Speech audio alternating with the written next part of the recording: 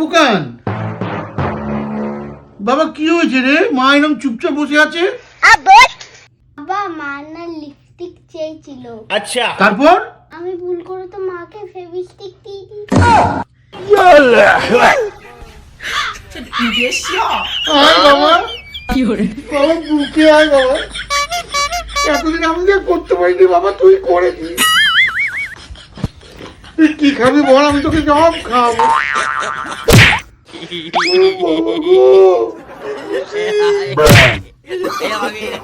No, no, no, no.